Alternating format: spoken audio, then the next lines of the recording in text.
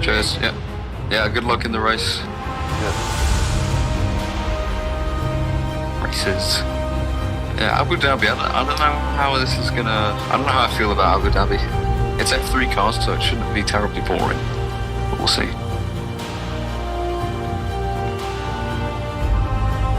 Yeah, thank God. It only took them 10 years of constant abuse and complaints to finally change it.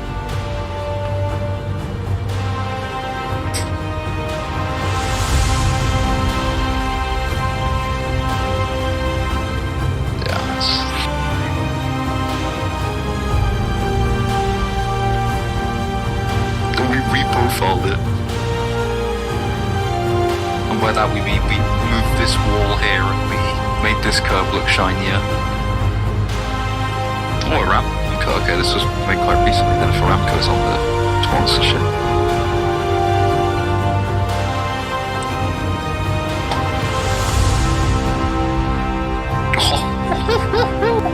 Oh dear. You know, Aramco is actually like it's the third most valuable firm in the world. So if you were to buy it, it would cost you the third most of any company. I think it's third or fourth. Like, obviously, Apple and Microsoft are the top two, but then there's this oil company. It's pretty much.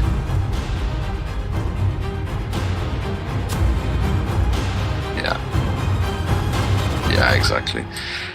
By the way, guys, Marco talks to me that people can hear us from the broadcast, so Christian needs to fix the sound.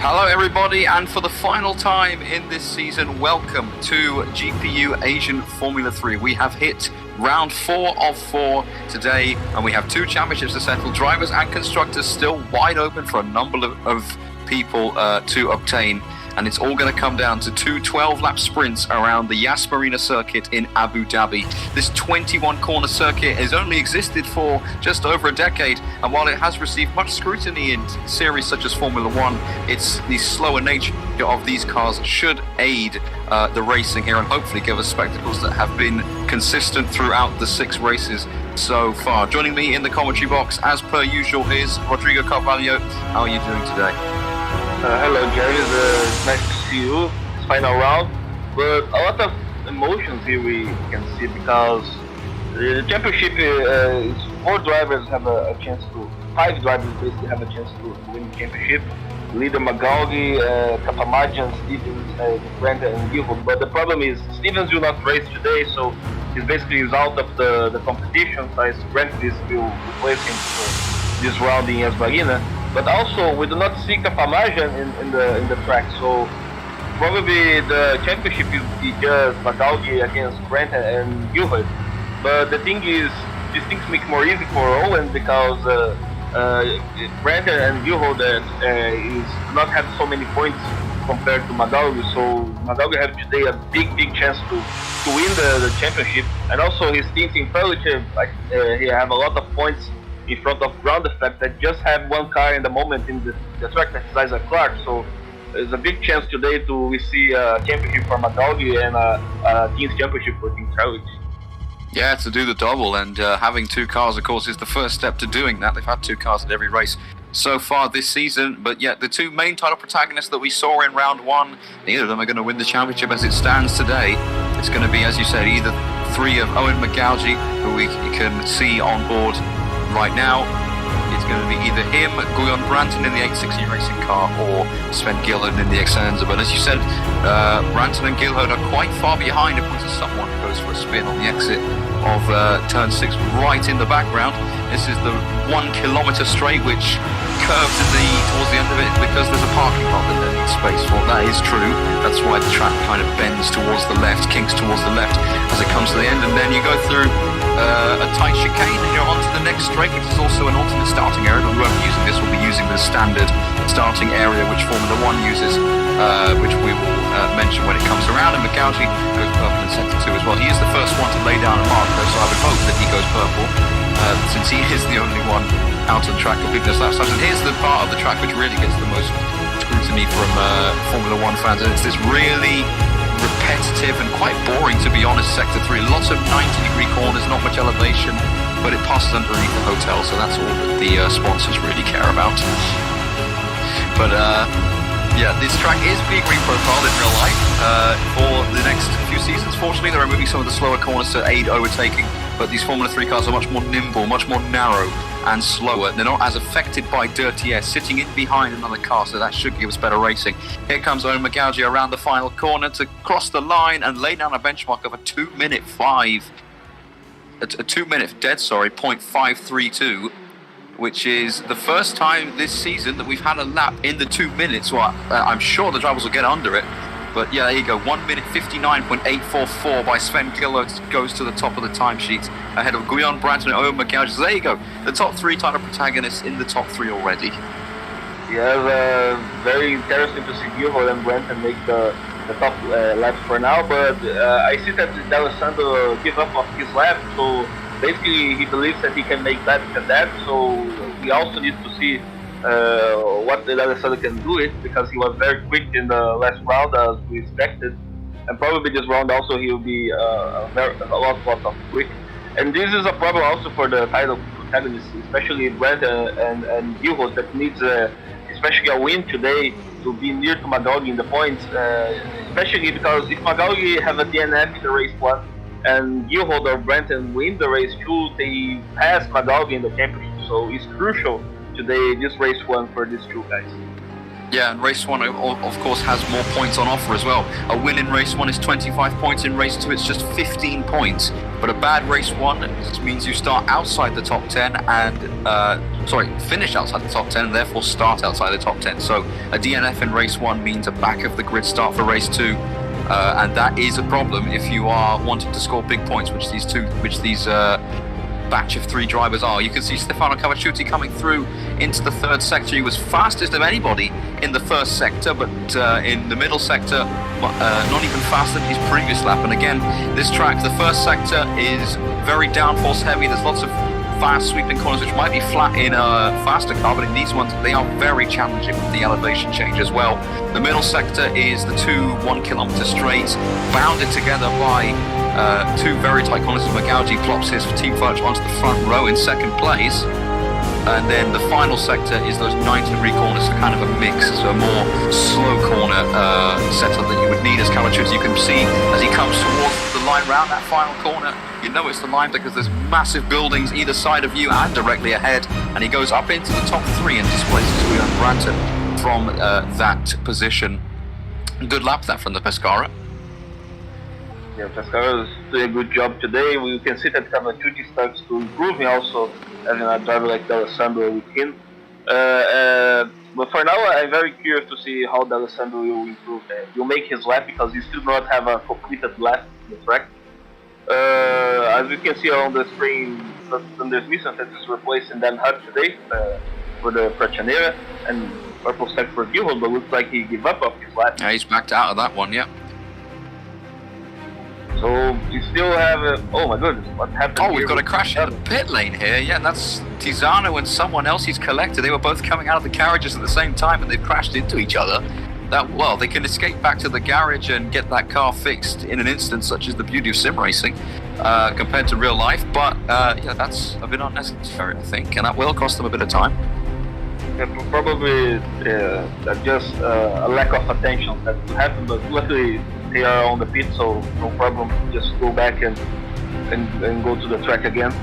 And as we can see, when there's miss on the track, Dutch driver is a good one. I believe he can make a top 10 today. Nothing bad happens for him. Scuderia Fortunera very interesting during the season. They're improving a lot after the round one. Is a team that's on the moment in the championship. You see on the standings. They are at the moment in the 7th place with 29 points. They still have a chance to go to improve that. Probably the goal for the team of Pisano is the top 5. That's still possible, but difficult size is Pescara, and Pescara have two good drivers, that is Cavacucci and Alessandro. Yeah, absolutely. Here comes the pole man into the pits. Sven Gilhode hasn't taken a pole position, hasn't started on the front row. I believe his highest grid spot that he's qualified in is 4th or 5th. That's the highest for the team, Accenture Racing as well. But he's currently on pole position. Alessandro, there he goes. I was about to mention he's about to complete a lap, and let's see where it puts him. It puts him in 3rd place, 2/10 on pole though, and he's run very wide at the first corner there. That's AstroTurf on the outside, not normal grass. In the middle of the desert, so it's pretty hard to come by. Here's Guillaume Branton in 5th place currently. That's a nice tight apex line through there as he's purple in the first sector. A lot of purple first sectors coming in. So the track really seems to be rubbering in the most demanding parts. Crosses past that DRS band. These following 3 cars, of course, don't have DRS. So no speed to be gained. It's just pure horsepower from the engine as they blast down towards the hairpin. This is a really tight part of the track, very easy to get the power down too early and spin out. You can see he's fighting the car as he exits the corner, trying to get the power down as quickly as possible without spinning or putting the car into an unsteady motion. He did somewhat there. Here he comes towards the sector 2, but let's see where he's at relative to the others, and he's purple again. So this is, if he can keep it tight in the final sector, this will be a purple lap for Guillaume Branton in the 86E racing car, currently in 5th place. This is good enough for pole as it stands, but sector 3, a lot of 90-degree corners, but they are quite different to each other in some areas. This one especially, probably the pick of the bunch. You're turning, and then you have to brake really hard for it's a 2nd gear corner. Now switching back to the left, passing underneath this expensive luxury hotel, and then another left-hander. This corner is kind of 2 parts, and it makes it a bit faster than the others. Now, 2 final corners to go. They're both right-handers. Flicks this one through. Don't want to get too wide and touch the sausage curb. And now the pit X entry line is on your right-hand side. You turn into the final corner. Guillaume Branton to the line is not pole. He improves on his time, not his position. It was a poor final sector, and he stays 5th. That is a blow for him. Yeah, the sector 3 is the key sector for the Fabio as you see it. Even with the 2 purple sectors by Guillaume, he can make the lap. You both have the pole for now because they have the purple sector 3 in the track. So the sector 3 is the key, is the most difficult part. Let's see if someone can take off the pole for Guillaume or not. Prix is almost between that, very near to the lap, so probably I think that will be very strong in the final 4 minutes to win the quali session. Yeah, the top 3 all within a 1/10 of a second, around a 2-minute lap. That is very close. Here's Nikos Anastasopoulos, Greek driver in the Euro racing car. He's green in both sectors. Let's see if he can mount an unlikely challenge to the top guys. Alessandra's in the pits, by the way, so he's getting maximum 1 lap in. Let's see the car really fighting as he comes through the final corners into the last one now. Don't want to hit the pit wall, which is quite difficult to do on a time lap, but people have done it in the past, and he goes into the top 10 just about. Sticks that car in 10th place, displaces Van der Spiss, and again, Guillaume Branton adding it again, but is that going to cost him? A little slide, ran a bit wide onto the AstroTurf, which has a lot less grip than this asphalt that the track is mostly composed of, and that will have cost him time. He's purple in the 2 first sectors again, but is this sector 3 going to be his undoing? Maybe his car's set up for that first sector much better than the 3rd sector, which is all about slow cornering speed and hitting that apex as fast as possible, not carrying as much speed through the corner as possible. 2 corners to go again. Fast flick right here. He's not used much of the track, and he's pitting. He is pitting. So he's going to get 1 more lap in, but that was purple in the first 2 sectors, and he's not going to finish the lap. Here's Che Hatch in the other Accenza, whose personal best is, he's massively missed his braking point there, and that's going to be the end of that lap. We can see that people are struggling a bit on the sector 3, James. It's a very difficult sector because we have a lot of corners and make the apex for that one is a bit hard, especially with this car does not have so much downforce. So Magauji's gone to the top. Sorry to pick off there. Magauji's gone to the top. We missed that. He's gone top by 2.5 tenths. That's a blistering lap for Magauji's Team Furledge car. I don't make up this blistering lap, top lap. Still 2 minutes basically to end the second, so you hold that his teammate Frank is having yes. I think for Magauji, the most thing he wants for now is his teammate Frank being through or having the pole position to help him during the race and block the other guys, because it will be important, especially on the start of the race, that a lot of guys will be very near to each other. Yeah, indeed. And it's quite a short run down to the first corner, but that long slipstream zone potentially down towards the hairpin at the end of the 1 kilometer straight, down towards the hairpin at turn 8. It's Isaac Clark, who's currently 17th, having not set a lap yet. We know he's better than that. Oh, that's a big slide out the penultimate corner. Here he is in the final corner now. It's still going to be a good lap time, I think. He comes to the line, indeed it is. He goes 6th fastest. And he has one more lap now. Sven Gillerhoed, this I think is his final lap. It is his final lap. And he's not faster in the first sector. It's not looking too good for Sven Gillerhoed. It's still a front row. That is mighty good. But not good enough. He was on the pole. He's been on the pole for the majority of this session. He needs to get a really nice, tidy run through these corners. That was very sweet. Apex here, apex there. Beautiful exit out of turn 9. And as he thunders down this straight towards the Sector 2 split. And for his sake, he's probably hoping that it's a good one. Let's see. It is a good one. 50.114. That's very, very fast through the middle sector. Now is the key part, the Sector 3. Let's see if Gillerhoed can make that. He starts very well, the apex in the Sector 3. So let's see. Now, this is the tricky part, in my opinion. This complex of corners going to the right, to the left, to the right. Let's see how quick. Oh no! The back end goes around. He manages to save it, but that'll be Henley. If he was going to find 2.5 tenths, well, that's not going to happen anymore. The back end just locking and going for a spin, just kicking itself around the front axle in DD pits. So Sven Gillerhoed's not going to be on pole position. The checkered flag is out. Magauji is currently on pole position. Here's Michele D'Alessandro. Has he saved his best till last? Purple in the first sector, mighty middle sector, a 50.037. That's very, very quick. And his back end is also sliding around in these slow speed corners, but he manages to keep it on the track. Let's see, Magauji's in the pit, so he's not improved his time. D'Alessandro is out on track, Gronqvist is out on track, Branton is out on track, Cavacciuti's finished, Riboli's finished, Hatch has finished. They're not going to be challenging for pole position. It's Michele D'Alessandro as he passes underneath the hotel. Can he stick this Pescara car on pole position? Jan Gronqvist as well is purple in the middle sector. So this is not over yet. The guys in 3rd and 4th are flying. Michele D'Alessandro in the Pescara through the final corner. Needs it to be good. It is good. Doesn't need to use the Ashtobe on the exit. Here he comes to the line and he goes pole.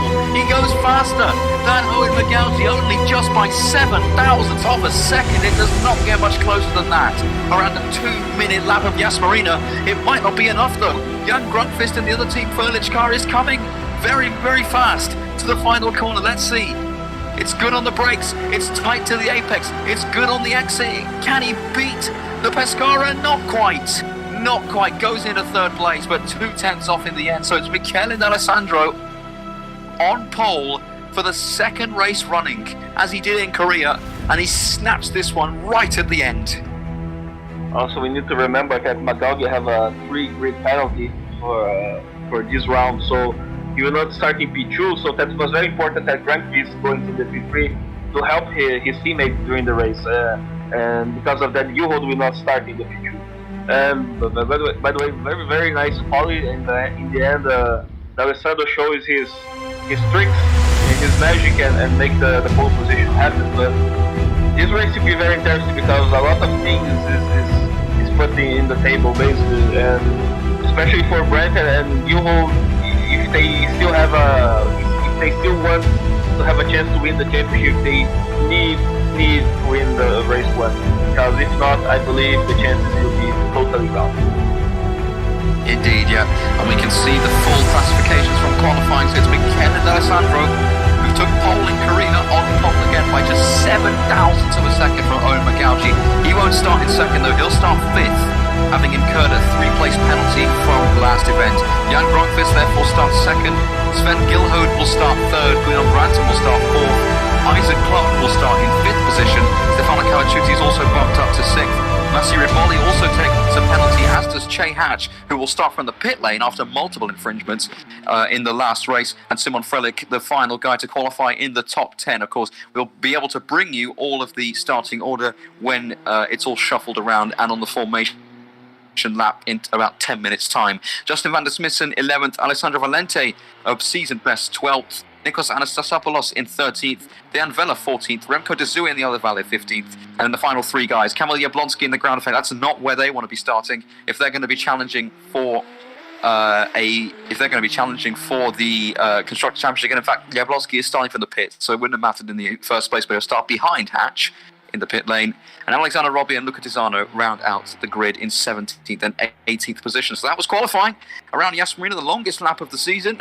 And now will be as the guys head round back to the pits after their final laps. Around a 10-minute warm-up and time for Rodrigo to do some few interviews.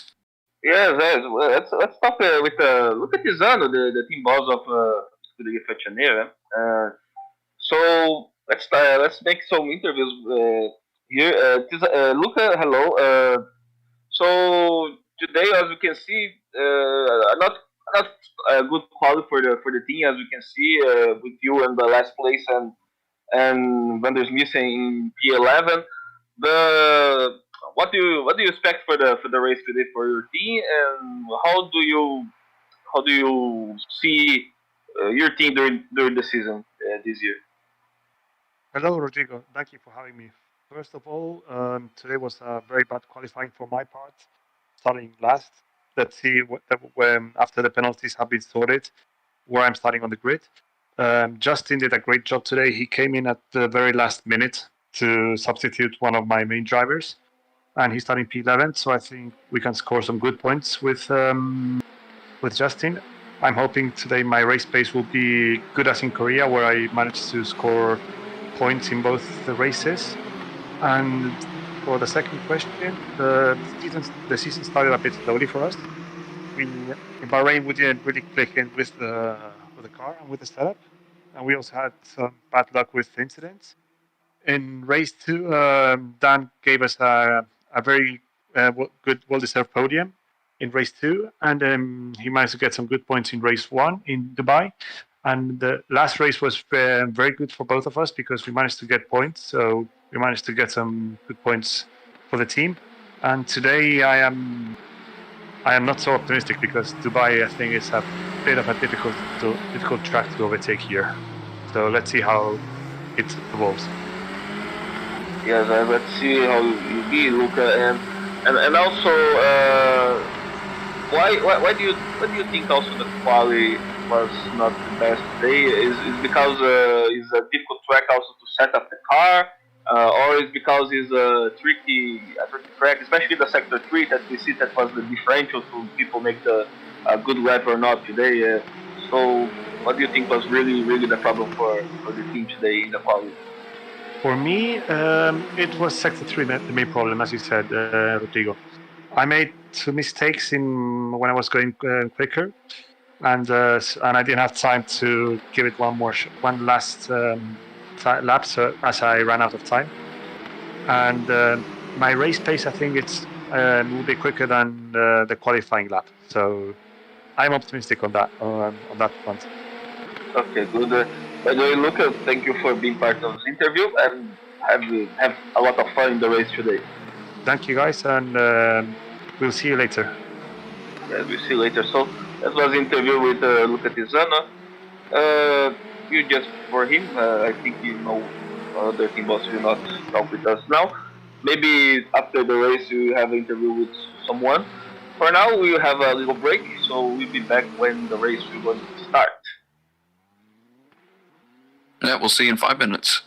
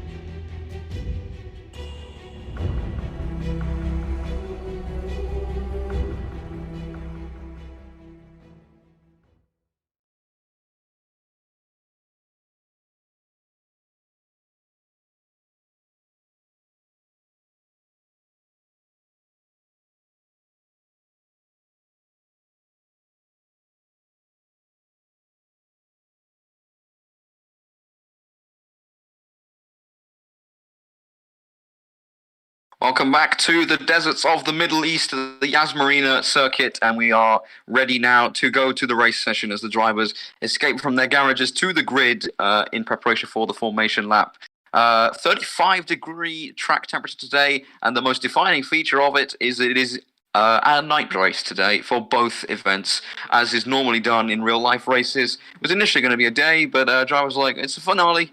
Why shouldn't we do a night race? And I don't have any objections to that because it's not my PC being put to the test as a result. So let's see how race one pans out. We can run you through the formation lap grid after a hectic qualifying session and a hectic day for the stewards as a result of the Korea race with lots of penalties flying around and affecting the order today. So on pole position is Michele D'Alessandro for the second race in a row.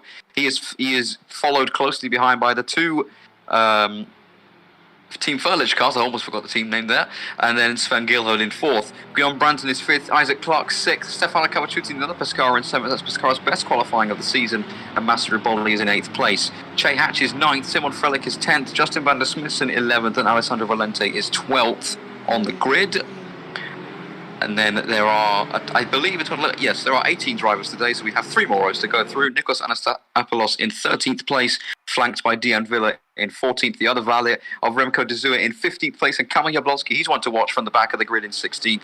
And the final row of the grid, Alexander Robbie and Luca Tisano, who we were speaking to earlier about his mishaps in qualifying, but he believes he can move forward in the race. And I believe actually that might well be the quality order, because I think that there are a few drivers taking pit lane penalties. I believe Che Hatch and Kamil Jablonski will start for the pits, but everything else might be correct. I don't know. We'll see when they line up on the grid. But yeah, certainly a very exciting race set out for us under the lights. Rodrigo, what are your predictions? Who's coming out on top, do you think? By the way, in fact, Magaldo will really start in P5. 3 guys is on the pit. Che Hatch, Jablonski from ground effect, so Capamagi will not race, so he's out of the championship. And Alexander Roby. I believe you beat Alessandro, but I want for the championship to be Gilhold or Brenton because I want to see emotion. Yeah, I think we all do. Magaldi has a 15-point lead over Guillaume Branton. That's the equivalent of a race 2 win. And he has a 22-point lead over Sven Gilhard, so just under a race 1 win. Those are the 3 drivers in contention to win the title. No one else can who's present today. And it's, the one starting the furthest up the field. Oh, as the ball has been taken out already, that didn't take long. The one starting furthest up the field is Sven Gilhard, starting in 3rd place on the 2nd row, but he's got Branton right alongside him and Magaldi just 1 position further behind. In the Constructors' Championship, Team Furlich lead by just over 30 points with a total of 70 on offer today. So both championships are open, but we have our favourites, Magaldi and Team Furlich. Can they hold on and avoid mishaps? If they do so, they should convert these positions that they've acquired for the last 3 races into a title. So let's see. You can see at the end of the pit lane lined up are the 3 cars taking penalties. Back to the grid. We are ready to go racing here in Yas Marina for the first of 2 races to bow out the GPU Asian Formula 3 Series. Everybody is lined up. The green flag is waved. The lights have gone out and we are underway for race 1. Perfect start from D'Alessandro. Gillard's got a slightly better one than the Team Furlich of Grönqvist alongside and will challenge the first corner but doesn't have the space to do so as Branton and Magaldi, the 2-time protagonists, side by side. Everybody's safely through the first corner. There are a few people running wide onto the AstroTurf. D'Alessandro already building a healthy lead up front as the guys from the pit lane are released, and it's all chaotic behind. Everyone trying to dart to the inside into the first proper braking zone in the chicane. In the start of Sector 2, and there's bumping going on. The Valley making contact with the Freccianera already through the chicane and into the slowest corner on the track at the hairpin at turn 7. They all still making it through. That's good to see everybody through the first few corners completely unscathed. Everyone's still got every bit of bodywork on their cars. D'Alessandro, perfect start there, Rodrigo. Absolutely perfect. Just got away well and has already built up a healthy lead at the front. He make a perfect start, and as we know, his race pace is very good. It'll be very difficult someone have a chance against him, but let's see how he'll be, because maybe Grönqvist can have a similar pace to him because he's very near, or maybe something happened with D'Alessandro and Grönqvist and Gilhold have a chance. So the 3 contenders for the title very near to each other at the moment, P3, P4, P5, so even with the chances being low for now for Gilho and Brenton, it'd be very interesting to see this battle against Magaldi that is the leader. Max Reichel, sorry, not Max Reichel, Guillaume Branton was almost taken out by Isaac Clarke there as he got the position back in the braking zone at turn 10, almost got steamed into as the ground effect dived down the inside and to keep the position from Cavacciuti further back. Here's the battle for 13th place between De Zui and Luca Tisano. And here's the other Valley of Riboli, who took a penalty and started in 11th, so he hasn't gained or lost any places, but he's looking very racy in this final sector and trying to get past Vela. We've got a yellow flag in sector 3, so someone's had a bit of an off. I think a bit further behind where we're looking now, and that Valle darting left and right, and now to the right decisively to the inside, and they make a bit of contact there. Riboli still alongside and he's got the momentum, I think, to be able to pull this one off into the first corner. He's on board with Vela as they come into the first corner. He's got the inside line. He breaks later than Riboli and doesn't give him the space on the exit and takes the position. Riboli's still got his nose on the inside though, side by side through turn 2. That's really brave from the pair of them, and they still make it through. Brilliant driving between all two of them, and now here comes Valente down the inside, and there's more contact there, and Valente almost pitched into a spin, and those guys have to take a few chill pills, I think, and calm down. We're only on lap 2 of 12, still a long way to go in this race, and for those positions to be sorted out. And here we can see Sven Gilhode, the championship protagonist, is in the slipstream of Gronqvist here, coming down towards turn 8.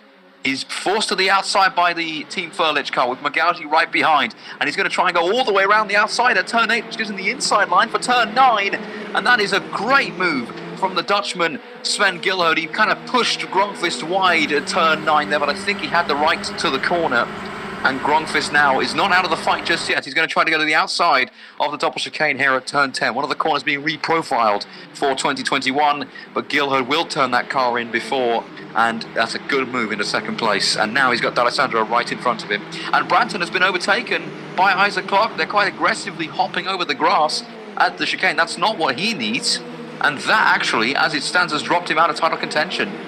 So he needs to get past Isaac Clarke as quickly as possible. So we can see that Guillaume is struggling a bit. I think he probably we can talk that he's out of the championship chances after this, and also Cavacciuti put a lot of pressure on him, so I think it'll be difficult for Guillaume having some chances. But Guillaume on the other side is starting to have the eyes of tiger. We can talk and start to push because he knows that he have a chance and he needs to give everything to that. So let's see now if he can be near or not to D'Alessandro, and also it's very interesting to see the Team Private in P3 before. Probably this result will make them win the Teams Championship without any issues against ground effect. Yeah, Branson's still behind Clarke. Gillard has fallen 2.3 seconds off the back of D'Alessandro, but I think he'll be clear of any attempts into turn 8 from Gronqvist. And oh no, Clarke gets really out of shape and drifts around that corner, but he did it in a way which meant that there was no way that Branton could go left or right to him, only through the middle, and that was of course not what you want to be doing in a racing car. Probably lost his front wing if you make contact there. That's a bit unfortunate for Branton because it's cost him time as well up ahead, and he can just see in front. Here's Cavacciuti, you can just see in front the massive gap that's already formed between the two Team Furniture cars and Branton and Clarke, and Branton is down the inside of Isaac Clarke. This is how he got past on the first lap, and he's done it again here on lap 3, and that's really compromised Clarke. And now here comes Cavacciuti in the Pescara.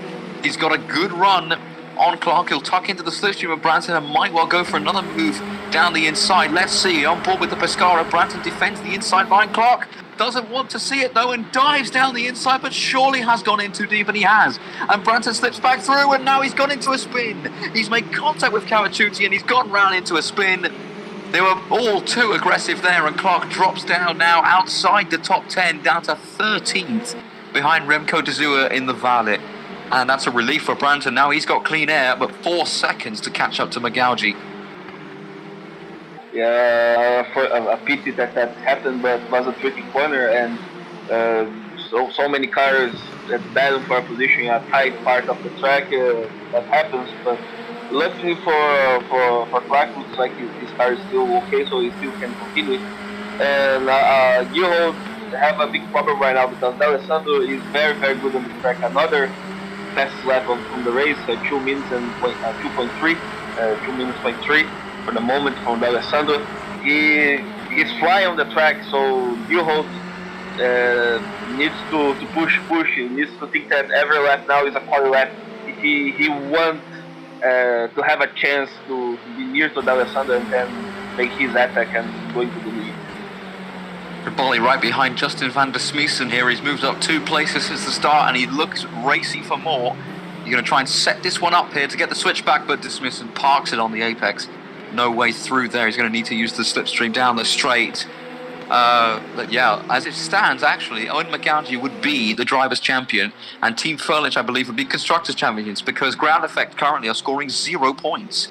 Jablonski down in 17th, having not made any inroads in this race so far, and Clark with that incident down to 12th. And here's Alessio Valente trying to score his first points of the season. He's moved himself into a position where he can do that, and just behind Tizano and Clark side by side, this is Clark trying to regain the place from Tizano, and his Che Hatch, who started from the pit lane, also getting involved. He might go 3 wide down towards turn 10, and we are 3 wide. Hatch on the outside, Clark trying to find the middle ground, and Tizano defending the inside line, and they make contact on the in the braking zone there. Clark, Hatch trying to stick it around the outside. He's not in this battle, and Clark makes more contact at this corner and hits the wall. Isaac Clark hits the wall there on the outside and continues to have misery after misery in this corner, and Che Hatch also goes into the barriers.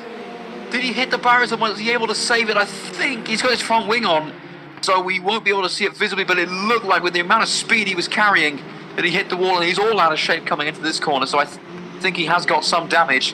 That's a shame for him. He was making his way back through the field quite admirably, but he's got a tax slapper on the exit there, and that looks like his chance of points all but gone in this race. And here's the battle we rejoin between de Smeesen, who's got past Frelick now, and Riboli in 9th, who's stayed put in 9th. And again, no way through into the first corner for him. By the way, we can see a battle of Van der Smeesen against Frelick against Riboli. De Smeesen looks like he's starting to have a problem with his tires, because he's slipping on the corners. He have a bit of oversteer, so it looks like his tires lost a bit of grip. And by the way, another fast lap by D'Alessandro. Oh my goodness. Oh goodness, Frelick, yeah, there you go. Touch with de Smeesen. That's really compromised him, and this is a perfect opportunity for Riboli to go down the inside. He hasn't got the benefit of a slipstream, but he's so close to the back of that Royal Blue car.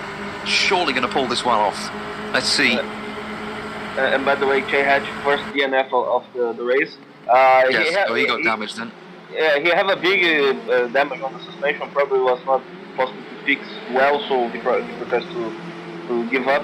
I think Clark also have a big damage on the suspension, but he still will try to continue. So let's see how this will be difficult to Clark also. About this battle, something will happen. Maybe we can see the change for the position in a few corners. Yeah, they're all so close together, but no moves. Yeah, but also this make also another guy be near to this Alessandro Valente. So maybe Valente also will be near to this battle. Will be a battle with 4 drivers for the place that will be things more difficult to and something could happen. And by the way, still nothing for Gilholt to make against D'Alessandro. In fact, the gap is more bigger than before. The gap before was 2 seconds, now it's 1.4, 1.5. So probably Gilholt will not have any chance against D'Alessandro. But what we can talk is that guy is a monster of driver, and he have all the things to a good way to him for now. He just needs to continue that and make the things going on. Yeah, indeed, and really kissing the wall there in the 3rd sector as Clark really trying to intimidate Tizano with that move to the inside, but that's only hindered his progress with that first corner. That was a bit unnecessary for him. And we rejoin the battle in 7th again, and as you were mentioning, Valente kind of just ghosting these guys a little bit as Van der Smeesen continues to hold up Frelick and Riboli. I'd assume that Frelick made a mistake once we left this battle a couple of laps ago, and that allowed the Freccianera through.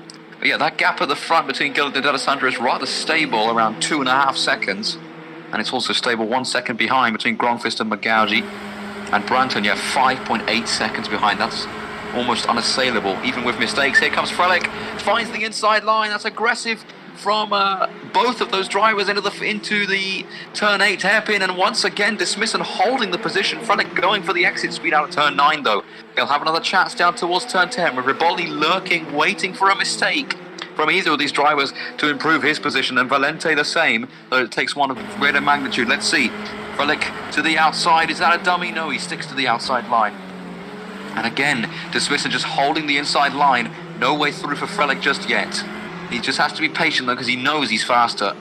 And that opportunity into the first corner, not the first corner, sorry, turn 8. I thought he would have got through there, but good defending from Dismissen. Yeah, he lovely defend from Dismissen. He makes the when Frelick forced the inside line, he was smart and quickly make it focus in the apex, and that makes for him a good defense against Frelick, because the inside line to start that corner is not the best one, so he lost a bit of grip because of that, and Dismissen can defend the position perfect. Stizano's talk to us is not an easy track to overtake, so Frelick have a big challenge right now, because Dismissen knows how to defend well on this track, and so you'll be very tight. Probably Frelick will need to try a crazy thing to make this position be happen. Here he comes though, here he comes to the outside, and again, just doesn't want to go for it. He still has got 6 laps to go in this race, to be fair, but it is getting a bit, he must be getting quite annoyed, stuck behind that Fletcher for so long, and now you can see that what it's costing them, because here's Valente now within slipstream range of Riboli of this train in 10th place. So Frelick in the slipstream once more. We can see on board with Valente, you can see the guys up ahead, just about in the dark skies here in the desert, and Frelick has found the inside line again. Is this his time as Dismissen squeezes him to the left-hand side of the track? Frelick has got the inside. Dismissen goes too wide this time, and Frelick finally moves back up into 8th place. And Riboli might well go through here as well, because Dismissen ran really wide at turn 8, just missed his braking point completely. That compromised his exit through turn 9, and now Riboli is trying to find a way through. The Italian trying to find the inside line, will go for it into turn 10, and Valente almost hits the back of Dismissen there as Riboli goes through. Justin van Dismissen losing 2 places in 2 corners. Oh my goodness, almost the drive from Bahamas, Valente hits the back of Van der Missen, but because of that, Van der Missen lost 2 positions easily, and now probably being possible to he take these positions back, but he needs to be careful now, because Valente also could be the next one. At least the positive thing for Van der Missen in that is if he overtake again, at least he'll start on the pole position next race, he will not be overtaken for other drivers. Yeah, and Frelick already bridging that gap. Sorry, not bridging the gap, but extending the gap. Widening those 2 cliffs between him and Riboli, and making it all the harder for Riboli to rebuild that bridge towards him. As Valente now got alongside Van Dismissen coming into the first corner. Don't see many overtakes there. He's going to go for the switchback here, which gives him a better drive out of the first corner, side by side, through turn 2. They make contact, they both stabilise the car, and now through turn 3, they'll be flat through there. Let's see into the chicane now. Is Valente going to go for it? He's quite aggressive young driver, Alessandro Valente, so let's see. We'll surely let this one go into the hairpin. No, he puts his nose down the inside. Be a bit more patient, because he's going to get the run down towards the other hairpin at turn 8 now. As they go underneath the Pirelli gantry, past with the DRS line, and towards the parking lot, which makes the track shift to the left. Valente, yeah, he's too far back. Should have just waited in behind at turn 8, I think. Oh, they hit the back of Van der Missen, and by the way, Clark, you have a DNF is also out of the race, so basically, I think after that, Jabolski, of course, I do not believe you make a top 10, so we can talk basically that Team Ferret is the Constructors champion in the season.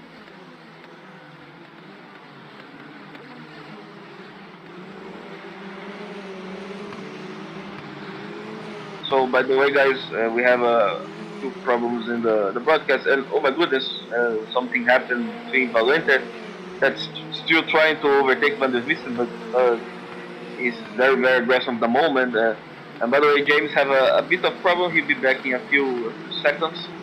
So for now, so James is already back, guys. Yeah.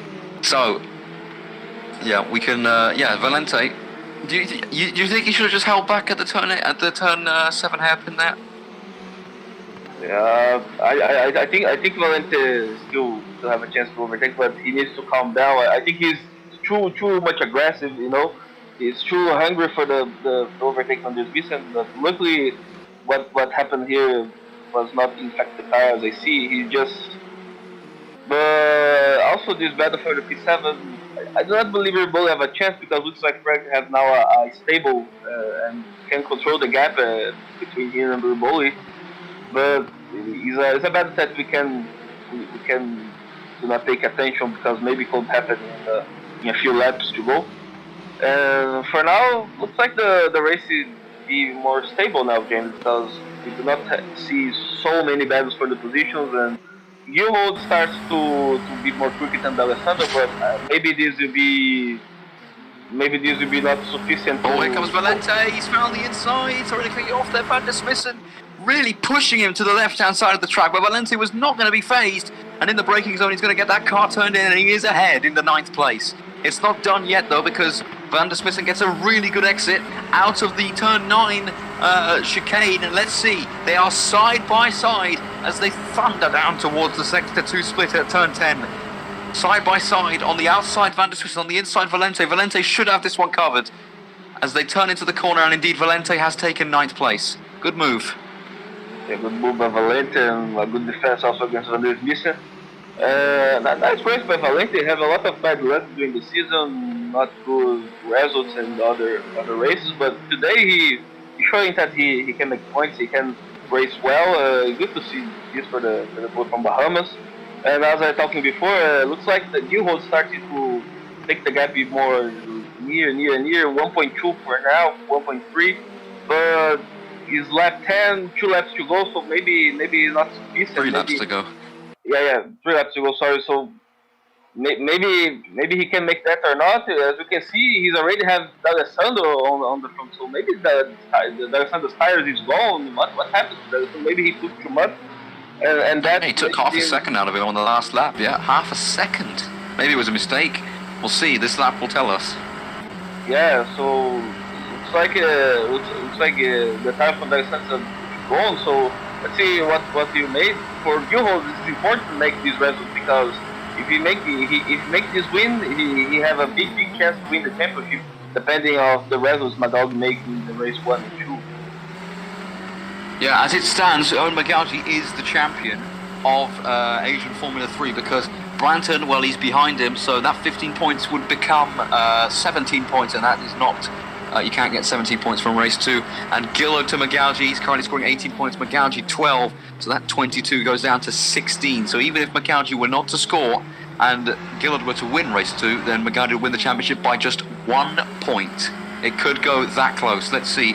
This lap has been pretty nip and tuck, although Gilhold seems to be the fastest guy into sector 3. He's got 2 more laps to go after this one, and he hasn't made any serious inroads in on D'Alessandro. I'm inclined to think that D'Alessandro just made a mistake on the last lap. Yeah, maybe overheated his tyres or something, and that allowed Gilhold to close in. Yeah, but it looks like Gilhold is more quick than D'Alessandro because you can see that he's been near in the sector 3, so probably we can see a battle for the lead in the final lap. So let's see if D'Alessandro can control the situation or not, because Gilhold looks like he knows that he has a chance and he will back all of the things for this lead right now as I see it. Yeah, absolutely. 2 laps to go. Here's the battle for 13th. Jablonski has only been able to move up to 14th place in this race, having started from the pit lane, as Isaac Clark is DNF'd. So, as it stands, Ground Effect getting 0 points from race 1 and not putting themselves in a great position for race 2. And I think that would make Team Furlage Constructors champions as well. We'll do the math once the race finishes, as Dezou runs really wide, and this is a chance for Jablonski to get up in a 13th place. To the outside as they cross the line towards turn 1. And he goes, he tried to sweep around there and just kind of expected Dezou to turn invisible, and he didn't, as physics works. And indeed, he stays in 14th place, the number 21 car, Ground Effect. And yeah, Gillo, that gap at the front still stable at 1.5 seconds. It doesn't look likely, does it? It's going to take a mistake from D'Alessandro for Gilho to get into the lead of this race. I'm not sure about that. Maybe we can remember also that Alessandro is a very, very experienced driver. So even if he makes a mistake, he can. He have the he have the experience and the patience to control the situation and do not make the situation become worse than him. And by the way, let's see a battle of the Jablonski against the Zoo, and oh my goodness, almost, but Jablonski is still behind the Zoo. This battle will not make some difference in the championship because 0 points, but at least for the fun, probably Jablonski wants to take this position to especially because the fun of the race is the overtake. So let's see if Jablonski can make that. But difficult for the moment. The Zoo make a good job in the defending and make the things more difficult for Camille Jablonski, as you can see it. As we can see, the gap is still 1.5, James. So maybe D'Alessandro will really win this race, and the guy that is more happy with that for the moment, I believe, is Magaldi. Yeah, if it could come down to it, Team Furlich could swap the drivers around, but it doesn't look like they're going to have to at the moment because, as it stands, you're looking at your current champion, unless something really dramatic happens on this final lap. Magaldi has got a 12-second gap back to Guyon Brunner. That's worrying for race 2 if Guyon is losing a second a lap and only starting one position higher than this man and his championship. They've all put in a great effort, but Magaldi has been consistent as anything throughout this season. You could see D'Alessandro and Gillard in the foreground of your picture. They're as close as they've been all race, but it's too far for the Excenza to do anything. It will be Gilho's 4th podium in 5 races, though. And imagine if he'd done the same amount of races Owen Magaldi has. It's the same race as Owen and Guyon. It's only his 5th race. This is Owen and Guyon's 7th race. So imagine the difference that could have made. But these buts and ifs are a part of all sport, not least sim racing. This battle for 13th still going on. It's for nothing more than pride. Jablonski, clearly the faster driver here. He's got another chance now. This is one of the last chances he'll have. Dazua knows he's there. He's moving around a little bit, trying to break the toe. Gillo's got it within 1.1 seconds there, but he's not got enough corners left as Jablonski can't quite pull that one off, although Dazua one's really wide, and Jablonski will go for the switchback, and the move is his. There you go. There's the switchback at turn 9, and through he goes. Gillo's got it to under a second now, by the way, at the front, but he's just going to run out of corners, I think. As here he is, as D'Alessandro right in front of him. Michele D'Alessandro wins in Abu Dhabi to clinch his 2nd win in 3 races. Gronqvist comes home 3rd, but this man, Owen Magaldi, pulls to the right-hand side of the track, stops at the line. He is your GPU Asian Formula 3 Drivers' Champion. After a brilliant season, a great drive today, just kept it on the road. Stayed composed, didn't spin out, didn't make big mistakes. Well, he spun out now after the checkered flag, but we can forgive him for that. He's put in an awful lot of work this season, and he has now been rewarded with the title. And Team Furlich also, I believe, clinched the Constructors' Championship, man. That is a double for Magaldi and co. Great effort by him, Stevens, and even Gronqvist stepping in for just the one race, getting crucial points. 15 points can make all the difference in championships. 1 point can make all the difference. It's pivotal you get as many as you can. Probably not the greatest race we've ever seen, but certainly the most significant in terms of the championship. It's Michele D'Alessandro who wins from pole position, led every second of this race, never relinquished the lead to Sven Gilhode in 2nd. Jan Gronqvist finished 3rd, just ahead of his teammate and champion Owen Magaldi. 5th place Guyon Branton, 6th place Stefano Cavacciuti, 7th for Simon Frelick, 8th is Massi Riboli, 9th Alessandro Valente picks up his 1st points of the season and his team's 1st points of the season, so well done to him. And Justin van der Smissen rounds out the top 10. But yeah, not the most interesting race you've seen this season, Rodrigo, was it? But still, good battles throughout the field. Yeah, well, it was I think we were expecting because it's not an easy track to overtake. But by the way, I think it's well deserved the title for Magaldi because for most of Gilhold was very good today and led in this race 1 and almost have a chance to make the championship to continue. We need to see that Magaldi was the most consistent driver during the season. He will always make good results in all the rounds. So was really deserved for Magaldi this championship. And by the way, Team Ferret also is also make a championship in the teams championship.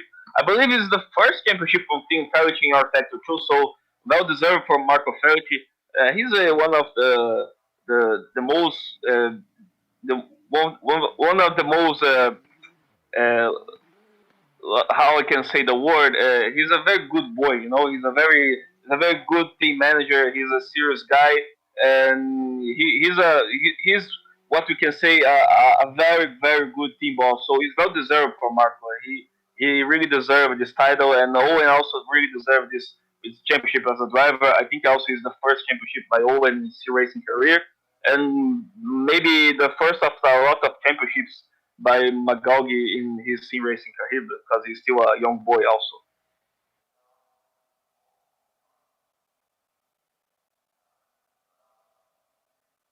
So for now, guys, we have a little break after this, and we'll be back for the race two. And after the race two, you have the interviews. We will interview the Owen Magalgi probably and also Marco Felix, but this just after the race two, guys. So we'll be back in a few minutes.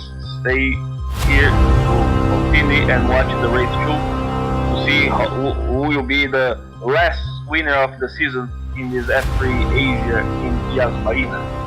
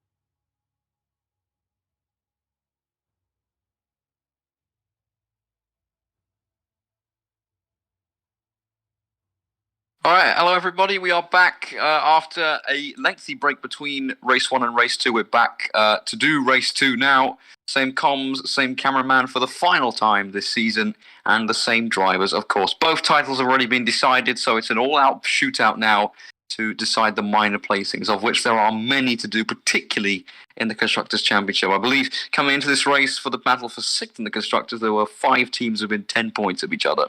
So it's not always happening at the front. The front gets the attention, but at the back is always interesting as well. So formation lap has just gone underway for race 2 under the lights as again in race 1. Track temperatures remain the same, but air temperature's gone up by a degree since race 1, but that shouldn't have a big impact at all on the race. So here's your starting order. Justin van der Smissen finished 10th last race and starts on pole position, with Alessandro Valente in his highest grid slot in GPU history as well, starting in 2nd place. Massi Riboli is 3rd, closely flanked by Simon Frelick. After their ding-dong battle all race in race 1, Cavaciuti and Guyon Branton run 5th and 6th, and then it's the team furniture, always inseparable, in 7th and 8th. Position with Grongfist behind his teammate McGowdy. Sven Gilhode is 9th, and Michele D'Alessandro, who won race 1, starts 10th, as he did in Korea race 2.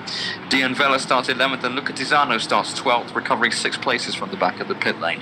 13th place, Kalma Jablonski also started from the pit lane and made up places to 13th, Remco de Zua in the Valley in 14th, and then it's the 2 Euron Racing cars in 15th and 16th place. And then Che Hatch crashed out of the race and lines up in 17th and completing the order. I believe we've lost a driver actually from race 1 who's not made it back. It might be Isaac Clark, I think, hasn't made it back to do race 2, which is a shame for him.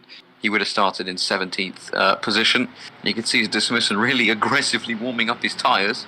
But some predictions, Rodrigo. Who's coming out on top in race 2 now? I believe McGaugy has the most chances, but we can still need to have an eye on D'Alessandro. But also we need to talk a thing. Grandview is making the P3 in the race, as we know, but he have an issue with his pedals, so that was amazing. Even with the issue in his pedals, he can finish the race in P3, so let's see if we can make another magic right now in this race 2.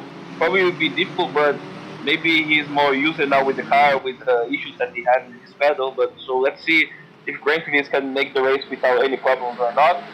But I believe Owen have a good chance, but this track is difficult to overtake, so maybe we can see also a different winner. And difficult to predict. Just the race will show to us if we are right or not. Yeah, it was tough to overtake in race 1. We saw that ample times. It's probably the least eventful race of the season, and even then, it wasn't really that bad. Just goes to show how good the racing has been all season. Normally, the race 2's have been a bit more chaotic, with the faster guys starting in the midfield, not at the back or not at the front, just in that midfield. Alessandro in 10th, Gillo 9th, and the 2 team furniches on the 4th row of the grid in 7th and 8th. And yeah, as you were talking about Grongfist, I don't know how he managed to get 3rd place with those pedal problems. Really quite. And again, the bollard gets taken out on the formation lap as it was in race 1. That poor bollard doesn't even last one racing lap without getting taken out. It's like no one's like that thing on the track, James, so they prefer to clean the track and take off that thing. Yeah, they got their own bulldozers here. Just make sure the front wing doesn't fly off when you do it. Final guys clocking into their grid positions. There you go. Che Hatch rounding off the grid in 17th. So here come the lights then. For the final time in Asian Formula 3, all 5 lights are on ahead of the drivers, and it's a jump start by Justin van der Smissen, and he went way before the lights went out, so he's going to get a big penalty for that. And unsurprisingly, as a result, he leads into the first corner, but that was a huge jump start for him. Behind him, Valente has kept 2nd place in what will turn into the net race lead, and everybody's safely through the first corner. As it was on race 1, these guys really well behaved today in Yas Marina, at least on the opening laps. The Smithson, that was just, what happened there just went way too early, like half a second before the lights went out. They were on for quite a long time. In the midfield, you can see the team furniture cars trying to get past Branton, but Gilhode with another rocket start. He's already passed one of the furniture cars and he's passed the other. He's gone past both of them on the opening lap around the outside of the turn 7 hairpin. Sensational overtake from the Dutchman, as he did to Grongfist in the first race at the corner we're approaching. And now Valente side by side with Riboli for the net race lead. Massi Riboli on the inside of Valente coming into the turn 8 and 9 complex. Valenti going to try and stick this one round the outside, but Riboli turns into the corner confidently and holds the position, and it gets worse for Valenti. You got a tank slapper on the exit as Riboli takes out the DRS sign. That's a shame for, again, the sponsors, but here goes Frelick now round the outside, and through he goes into third place ahead of Valenti, who might try and fight this one, but he's going to be careful of Cavaciuti behind, defends the inside line as Branton comes down the inside now as well. There's a lot of good stuff going on here on the opening lap in Yas Marina, much more than in race one as well. And both Valenti and Frelick run wide, and Cavaciuti slips through on the inside. So is Branton trying to do so. Everybody slipping all over the place. Branton gets past Frelick, and it's side by side with the Challenger Motorsport car of Valenti up ahead. You're on board with Gilhote, who's got the Royal Blue car on his inside. Good on Branton, goes around the outside of Valenti. Gillo goes around the outside of Frelick. Two brilliant moves again from those guys. He's not quite finished it just yet, but he's got the inside line for turn 19, and he does pull that off, and it might get worse for Frelick because here comes now the other car that is a Team Furlich car, and it is Grogfist getting past Simon Frelick. So Frelick is flying down the order here, having run wide at one corner. It's cost him 4 positions.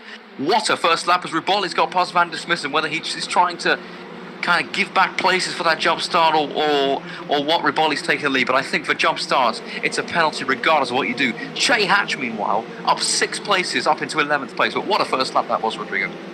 Yeah, well, a very mixed of things happened in this first lap. And by the way, something happened with him because now he lost a lot of now he's gone way down the order now. What happened to him? Oh, he's DNF'd. So Hatch, again, making a good start, but he's not going to make the checkered flag. By the way, Magaldi is fighting against D'Alessandro for the P9 in the moment. By the way, D'Alessandro, not a good start for D'Alessandro. He's still in P10, but he's trying now to make a position against Magaldi, the championship winner of the season. But let's see if D'Alessandro can make that or not right now. But it will be difficult. Magaldi, he shows why he is the champion and blocks the way very, very well against D'Alessandro. It'll be a fun battle against you guys in the final race of the season.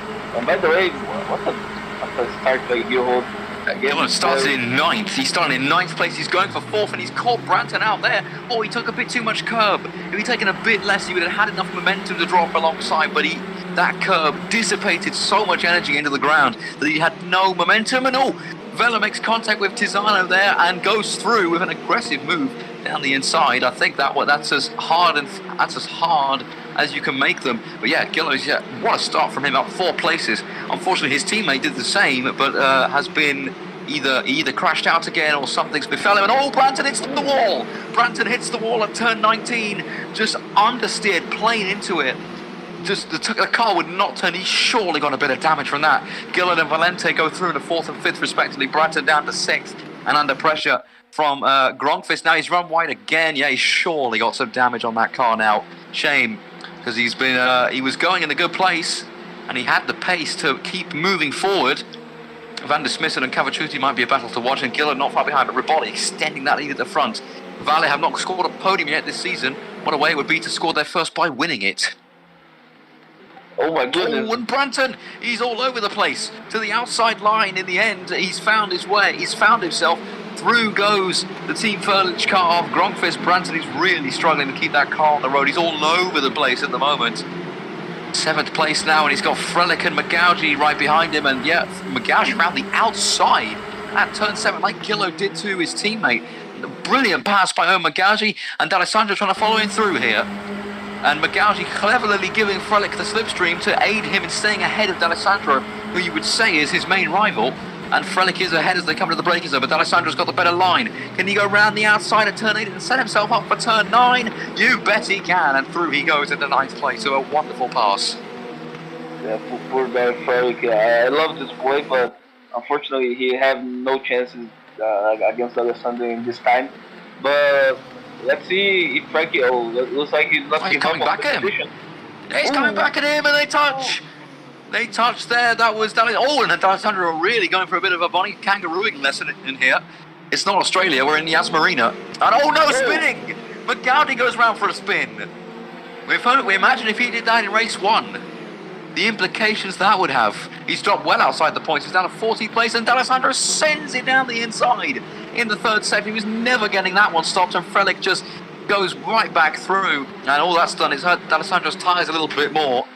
But yeah, that was aggressive from both of them. And oh no, look at that! From Van der Smith and all over that sausage curb, which really gets underneath the car, and you're just stuck.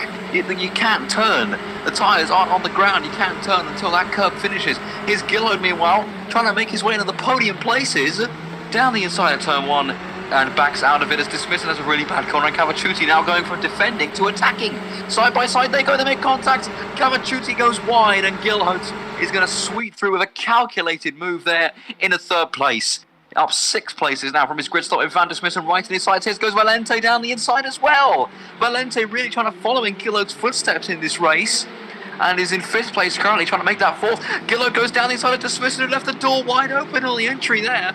That's opportunistic, but maybe a bit unforced and compromising too, because now he's got a slightly less powerful slipstream. Let's see as they blast down towards the hairpin. It's going to be Cavacciuti with the biggest overspeed, but he's not got the distance. Gillard to the inside of Van der Smith, and Riboli's pulled 6 seconds, by the way. But Gillard, if he's going to win this race, needs to get this move done now. Side by side in the braking zone, side by side as they turn in, side by side on exit. And Gillard is forced off the track. And Cavacciuti might slip back through here in a 3rd place, and does. Well, Gillard won't be happy with that, but I think Van der Smith did have the right to the corner there. He was ahead and on the decisive line. And Cavacciuti coming up Van der Smith now. And Valente under pressure from Grogfist. This is end-to-end. Oh, off the track goes Van der Smith now. Cutting across. And he hits the wall too. These guys can't give me a chance to catch a break. Cavacciuti down the inside now. This is unbelievable. Cavacciuti down the inside. Missed the braking point. Goes wide. Gillard goes through. Van der Smith somehow still in 2nd place. We're side by side again here. Gillard on the outside and then goes wide, and Valente's going to go through now. This is unbelievable racing between these 6 or 7 drivers side by side again.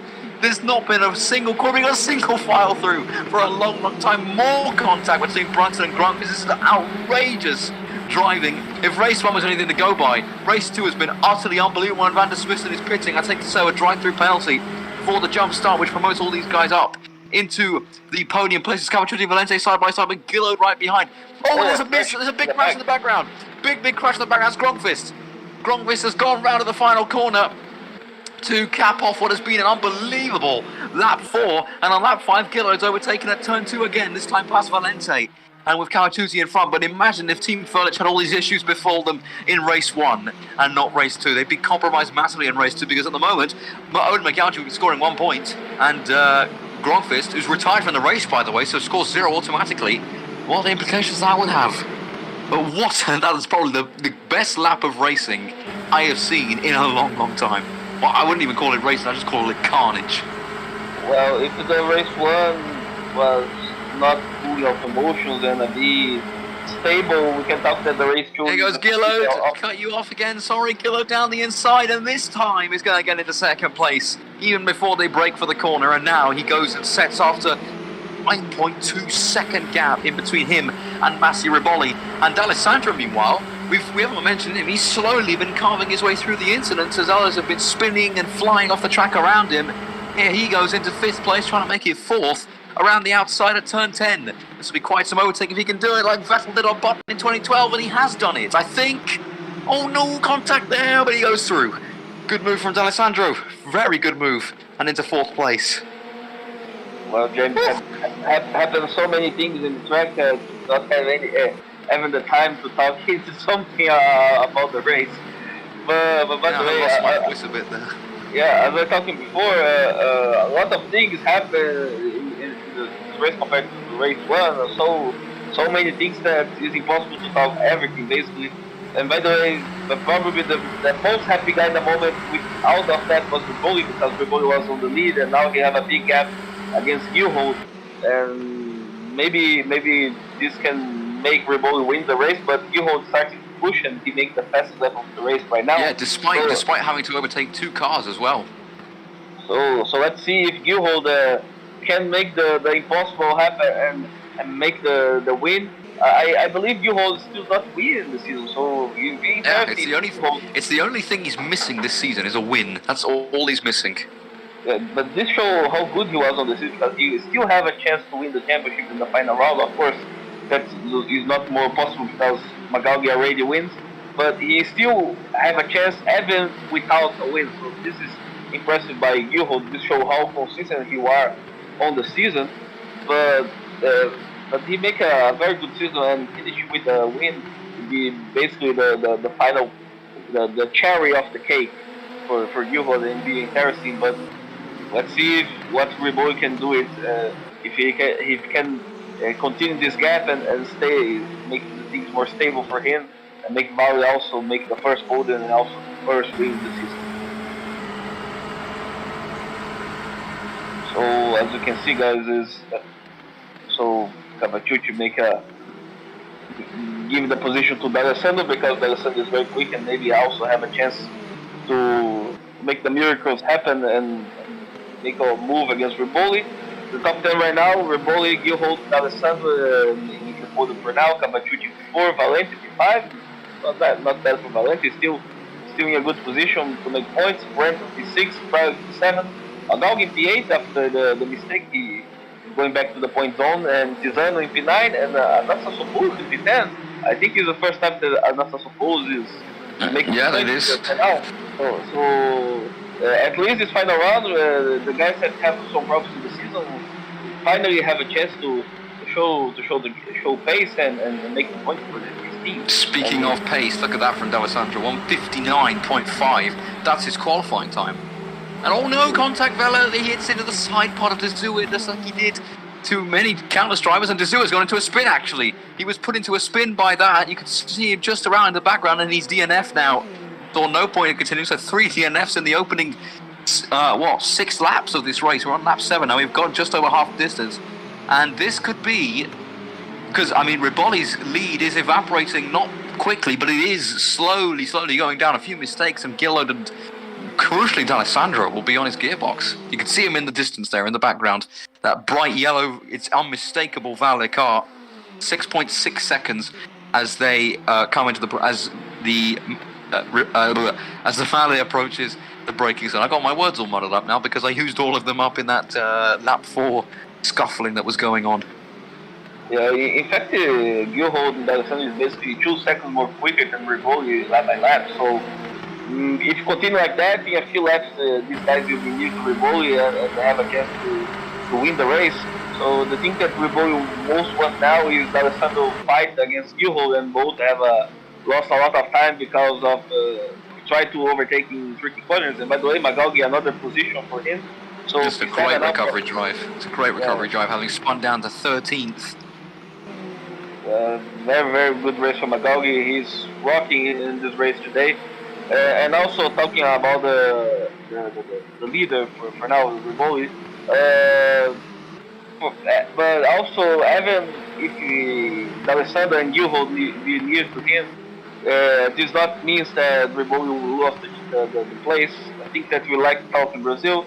Be near is one thing, overtake is other thing. So let's see if Gilhold and D'Alessandro can make that really happen in this final lap of the race. And by the way, and Felix lost his front wing. What happened there? He just got past Guillaume Branton and now he's heading for pit road. That is a shame for the Royal Blue driver. He's not had as a prolific... Oh, and here we go. So I was about to say, if D'Alessandro wants to win this race, he would stick behind Sven Gilhold and chase down Riboli together. But maybe he thinks the win is out of the question and he just wants to get this second place because he's right up alongside. And as you can see from Rodrigo's exclamation, he had a big moment coming out of turn 4. Sorry, turn 3, but managed to hold it. This looks like, it was 0.6 on the last lap, this looks like it's going to be an easy pass. Down into the hairpin, and it will be Michele D'Alessandro up into second place. He pulls clear of the Excenza, and through he goes into second place. Gilhold not going to let it go too quickly though, and he's held on with a lot of speed around the outside there, and again pushes his rival a bit wide on the exit of turn 9. Good exit off the corner too, and he's held it. Fair enough. I thought he was going to let him go there, Sven Gilhold, but no, he's sticking firm. Is he going to cover that inside line or not? D'Alessandro's got the door to charge into. He does, and they touch, and he forces Gilhold off the track. Oh no, they've touched, and he's gone round as Michele D'Alessandro. Gilhold was, I think he was expecting Gilhold to just head back off the circuit, cut the corner, and come back on, as most people were, but no. Gilhold wanted to come back to the track. And when he did, he took out Michele D'Alessandro, and now Stefano Cavacciuti is in second place. What drama! D'Alessandro continues to be involved in crashes in race twos. How about that? Even with D'Alessandro just racing 2 rounds, if he had better luck in race 2, probably he was also one of the guys that have a chance to win the championship. But looks like the lucky was not probably good for him in the race 2, and now. But luckily also he's still on the race. He's still with his car. He did not lose any wings, so he still can finish in the top 5. All depends on him. He have the pace. He knows that. And you won't have more luck of that. He's still a podium, but maybe the result will be changing because probably you can see reports after this incident after the race. But for now, the most happy guy for that, James, is Ripoli, because now the gap is again 8 seconds, 9 seconds. So Riboli has everything on his hand. It will jump up to 10 here once they go around the hairpin. Yeah, there you go, 10 seconds. Yeah, and by the way, it's good to see Riboli have a chance to win this race. He's a very I talk with him a lot of times. Yeah, he's a wonderful guy. He's a wonderful guy.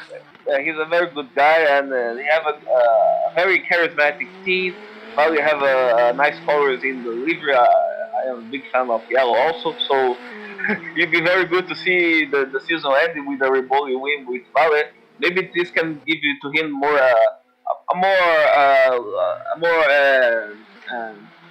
will to make a better season next year, maybe in GPU, So be very interesting if Riboli can finish this racing with a win. Be very nice to see this in the league. But by the way, let's see if Gilhold can make still a move against Cavacciuti, because that Gilhold was more quicker, but now he needs to make all again.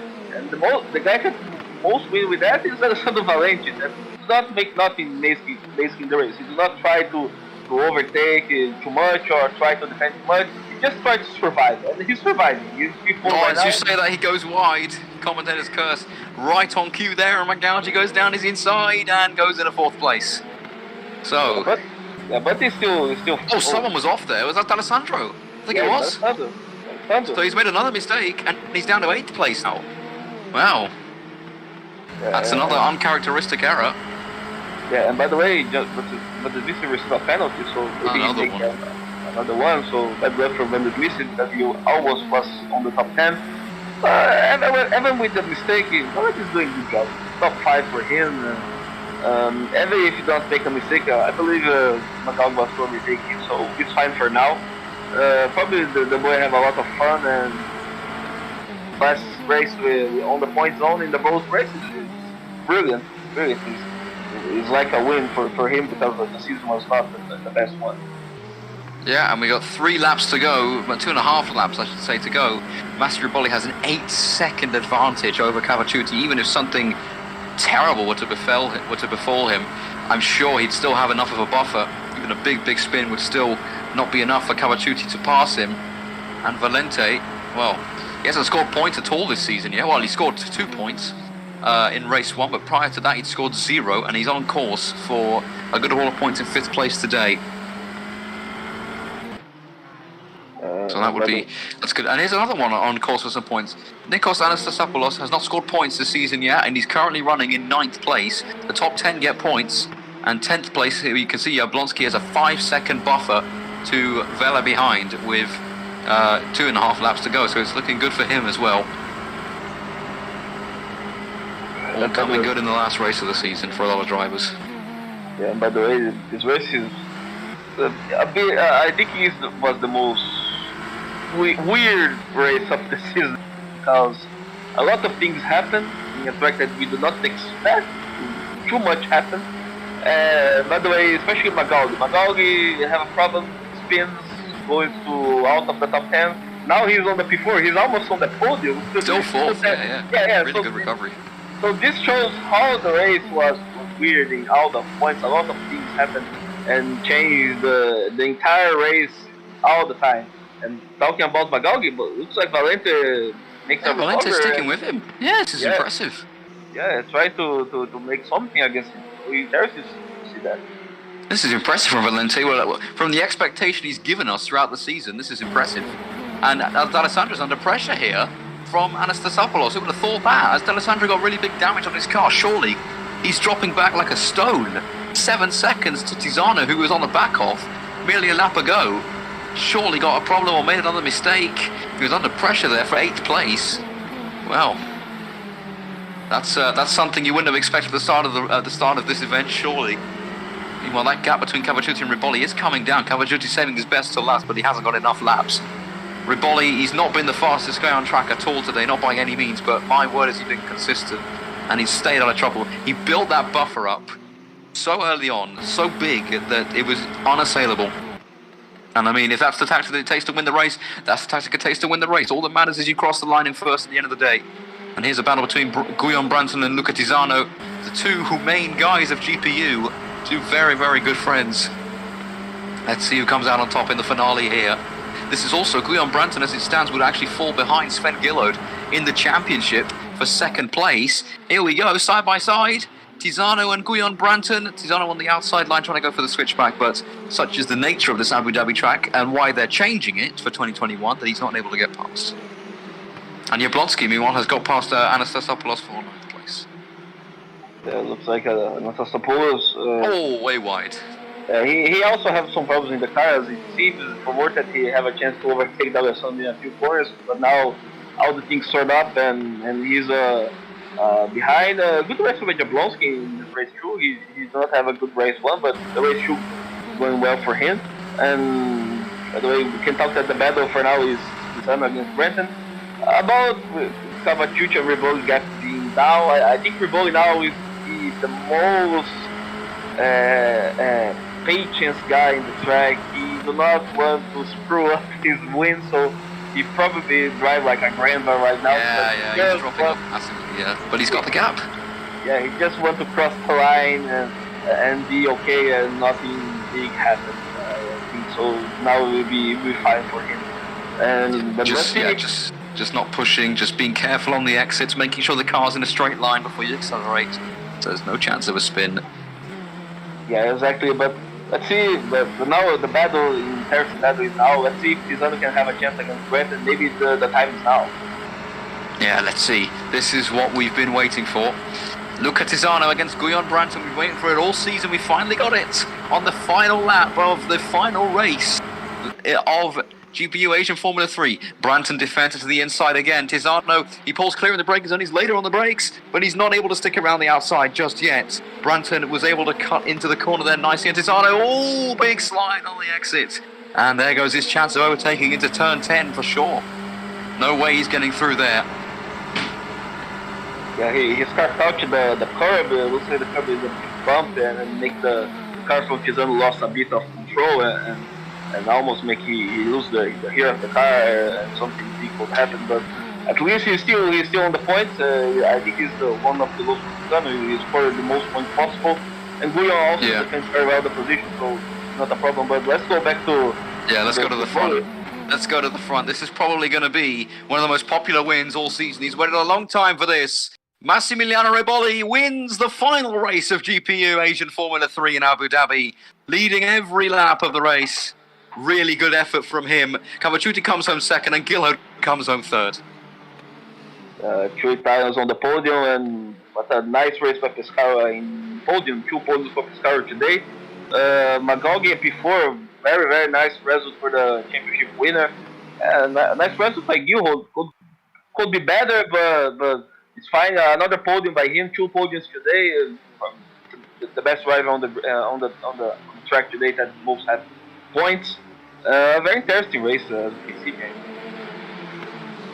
Yeah, absolutely. And good for Valente and Anastasopoulos getting their first points of the season in 5th and 10th place right at the end. But yeah, Riboli, Vale haven't got a podium this season. They got 4th a few times, but never on the podium. And as I said, how good it would be to end up on the top step when they do get there. And it's exactly what they've done. So well done to him. Commiserations to Cavacciuti. Put on a really good stint at the end there. Held on to 2nd place from the fast-charging Sven Gilhard, but not enough laps to catch up to Riboli, who's going to enjoy this lap back to the pits. Yeah, he deserves it. He deserves it. Finished with the win the season. Was a good season to watch, and very good to see guys like Riboli he make a very interesting season, especially the race one for him. Bahrain was very very good. He have a lot of emotions during the season against other drivers and well deserved. He have a chances to make podiums and maybe even a wins in race two before, but he have a bit of bad luck. But today all the luck going to him and help him to make this result. Well deserved by Riboli. Yeah. But that's the season done already. Just so fast. In 8 weeks' time, we've done 8 races, and it's come to an end. We have our champions and our constructors decided in the form of this man, Owen McGargy, and his team, Team Furlich. So, yeah, that's the season. We've thoroughly enjoyed bringing it to you. We have a few more driver and team boss interviews to do, I think, before the end, but that will be it.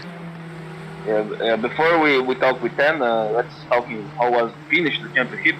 Team Fairlight wins the team championship with 151 points. Pescara finishing second with 104, nice from Pescara.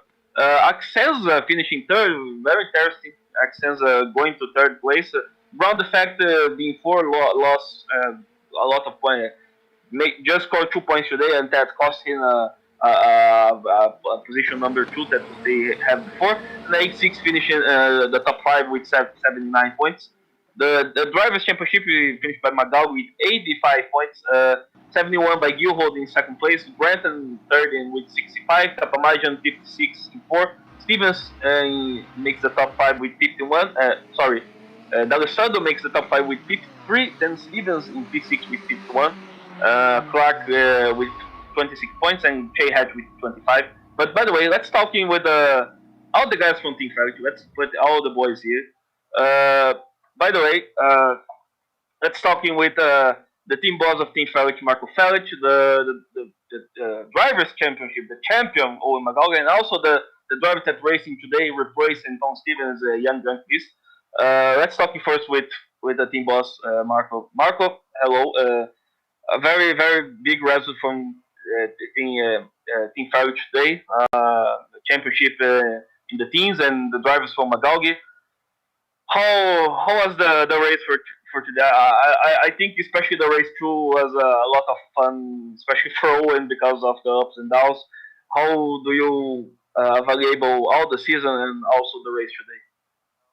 Yeah, I mean, it was a good season. I think we were very consistent throughout the whole 4 events, and I think that's what made us win. Because others were, I think we weren't necessarily the quickest in the whole season, but I think for sure we were the most consistent one. So I think that's what made us win.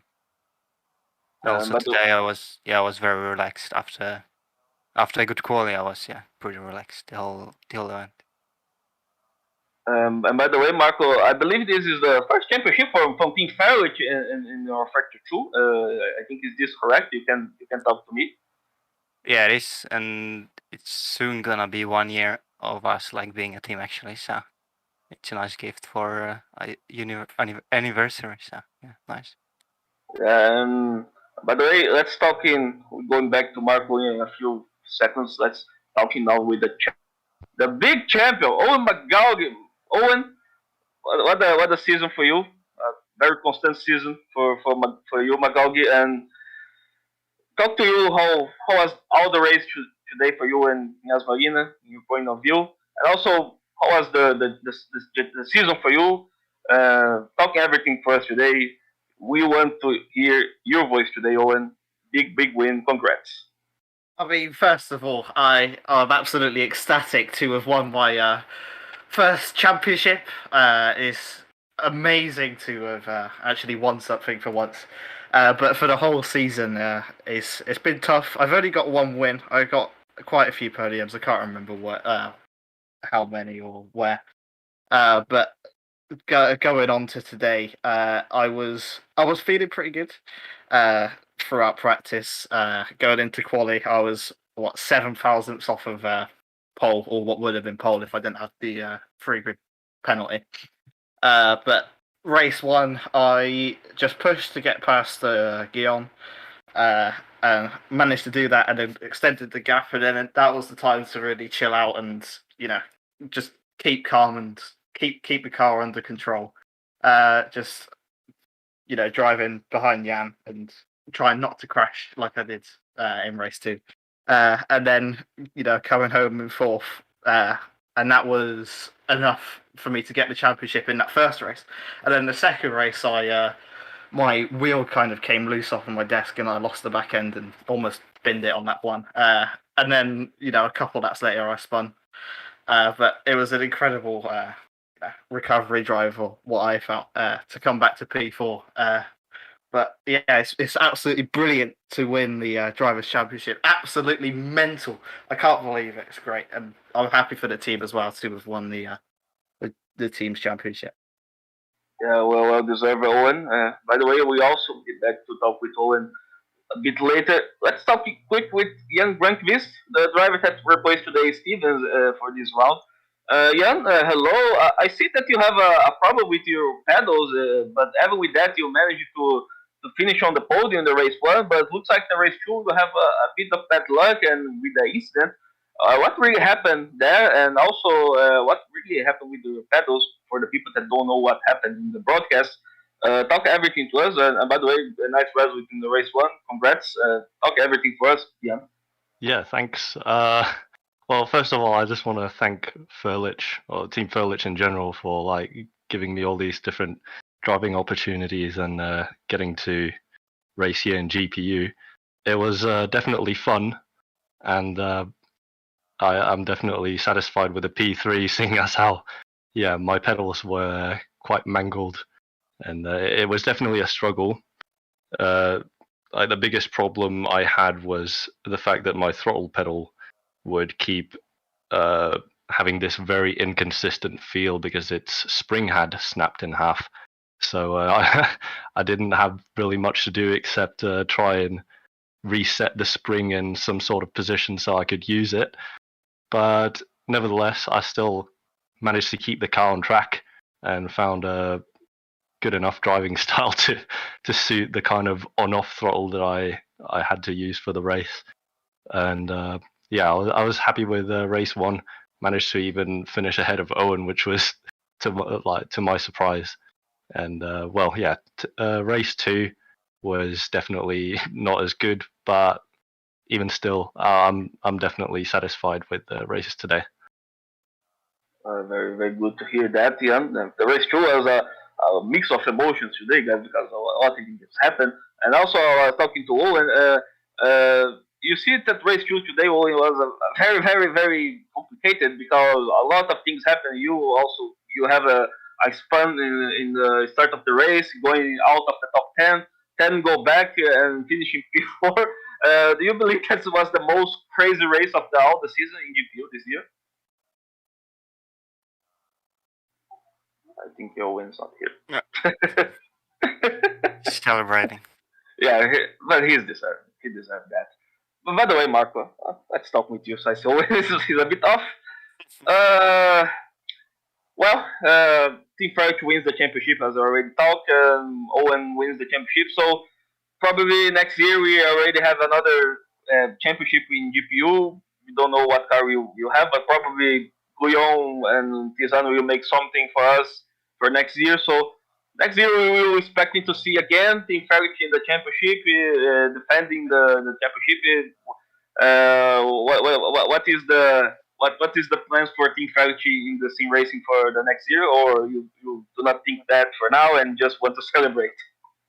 I mean, in GPU, then it's all up to the drivers if they want to do it or not, I think.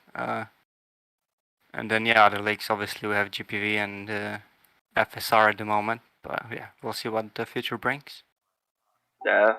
Well, I think this finishing all the interviews, guys. Pity Owen is not here, but he was celebrated and he deserved that. By the way, Marco, congrats for the championship, boy. You know I love you a lot.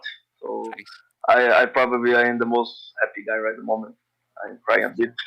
But and also for Gankvis, congrats for this debut in GPU. A very nice result. Hope we can see you a lot of times in this league. Hope you enjoying well the race today. And for Owen that's not here, congrats for the championship, boy. I'm back. Oh, Owen's back, guys.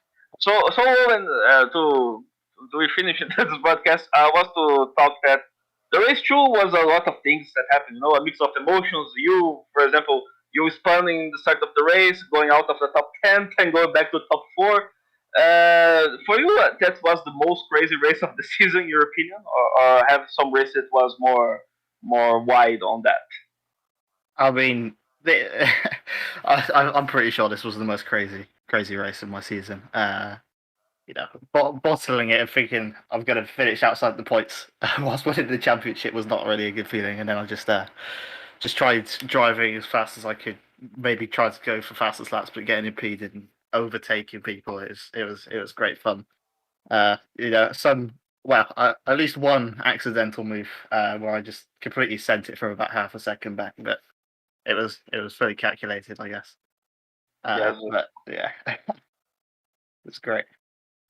Well, Owen, let's finish in this interview. And by the way, again, congrats for the championship. I hope the first of a lot of championships you did in your sim racing career, and also hope you have a lot of fun year by year in sim racing. So, guys, I will finish these interviews today. We talking with all the guys from Team Farage. Season is finished, guys. Hope next year we have more emotions in GPU with a new championship, maybe new rivals, new drivers. Also, the current drivers will continue. Hope you can see Owen to defend this championship, and also Team Farage to defend the team's championship. It was very good to see Team Farage in the season. I thank everyone that contribute to helping the championship, all the teams that be part of the championship. Also for the guys that organized the championship, that is Guillaume Brenton and also Luca Tizano. Also guys like Isaac Clark that making all the things about the reports and making the correct things through the season. Also for the cameraman, Kristen McKeesey, make a lot of good work for us in this year. Also for James Smith for the commentaries. And I hope for the next year we have a lot of emotions again, guys, and we continue that very well. Uh, as I talk again, Team Farage wins the championship. Owen McGaugy wins the Drivers' Championship. Well deserved for Owen. We going back maybe for some event during the year also. So stay tuned with what PPU can do during the year, guys. I thank everyone, and that is the finish of everything. I thank everyone that watching this broadcast. Hope everyone have fun, and see you guys soon. Bye bye.